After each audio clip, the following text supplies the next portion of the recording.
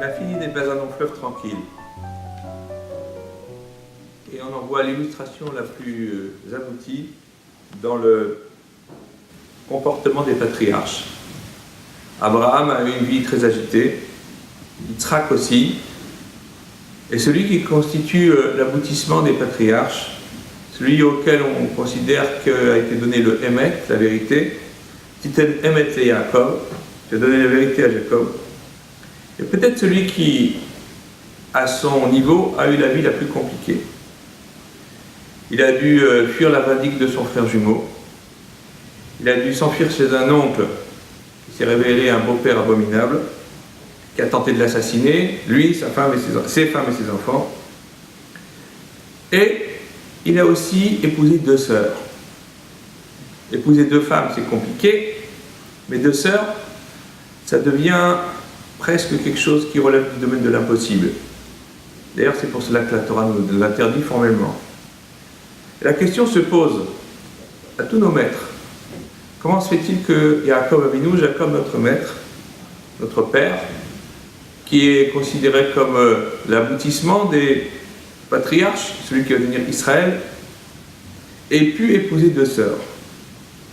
Alors évidemment, les réponses sont diverses, variées, mais fondamentalement, aucune n'est vraiment satisfaisante.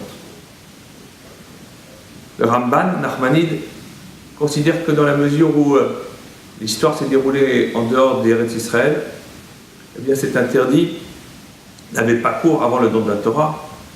Et d'ailleurs, la preuve en est, c'est que lorsque Rachel arrive en Eretz Israël, elle meurt. Parce qu'il n'est pas question qu'un tzaddik, un juste de la hauteur de Jacob, puisse être le mari de 2 sœurs. Rabbi Yosef Chaim de Bagdad, le Ben Ishraï, lui dit, c'est vrai, mais en réalité, l'affaire est un peu plus complexe. L'idée, c'est qu'on n'a pas voulu qu'il puisse accomplir toute la Torah en dehors d'Eretz Israël, pour ne pas en arriver à considérer qu'il n'y a pas d'utilité à habiter en Eretz Israël. Pour qu'il ne considère pas que Eretz Israël ne constitue pas l'aboutissement. Parce qu'en vérité, on le sait bien, il y a un peuple, le peuple d'Israël, il y a une Torah, la Torah d'Israël, il y a une terre, la terre d'Israël. Et chacun des éléments de ce triptyque est indissociable l'un de l'autre. Mais en vérité, nos maîtres nous disent, mais c'est compliqué cette affaire. Parce que le Talmud, dans le traité Psachim, rapporte l'épisode suivant. Qu'au temps futur, à Kadosh Baruch Hu, Dieu sera appelé à faire un repas, une séouda pour les tzadikim. Alors, après un repas, on va demander à la personne la plus honorable de prendre un verre de vin et de réciter les bénédictions finales. On propose à Abraham, il dit, moi je ne peux pas bénir, parce que j'ai eu une descendance qui n'était pas parfaite, j'ai eu Ishmaël. Yitzhak va dire, moi je ne peux pas, parce que j'ai aussi une descendance imparfaite, Esav. Et Jacob, dont sont sortis les 12 tribus d'Israël, eh bien lui va dire, moi je ne peux pas, j'ai épousé 2 sœurs, c'est un problème. On voit donc que la Gemara considère que le fait d'avoir épousé 2 sœurs n'est pas un épisode anodin et qu'au contraire, Yaakov Avinu, Jacob le patriarche, emporte le poids. Et en réalité, c'est David Ameler, c'est le roi David, qui se lève et qui dit moi je vais bénir, moi je vais remercier Hachem, d'où le verset Kos Yeshuot Esa Ushem Hashem Ekra, je lève le verre de la délivrance et je proclame le nom de Dieu.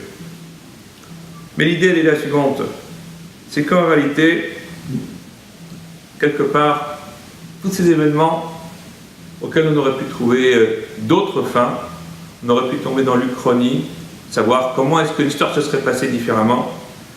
Eh bien, si elle se déroule ainsi, c'est pour nous donner une leçon, que nous ne sommes pas maîtres de notre destin.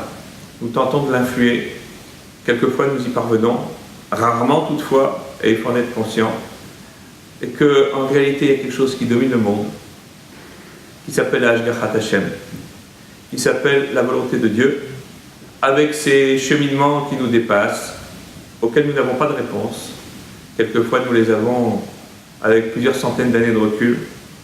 Nous n'avons pas de recul. Nous n'avons pas la possibilité de comprendre tout. Nous devons nous efforcer de comprendre à notre niveau, mais nous devons aussi accepter ce qui nous dépasse. Parce que c'est en acceptant le Ol Malchut Shamayim, le joug divin, que nous parvenons à nous élever et à faire en sorte que finalement, eh bien, comme le roi David, Kos Yeshua Esav Shem Hashem Ekra, nous levons le verre de la délivrance et nous proclamons haut et fort le nom de Dieu. C'est sans doute cela le message que les patriarches nous ont délivré, et en particulier Yaakov et nous, Jacob notre ancêtre.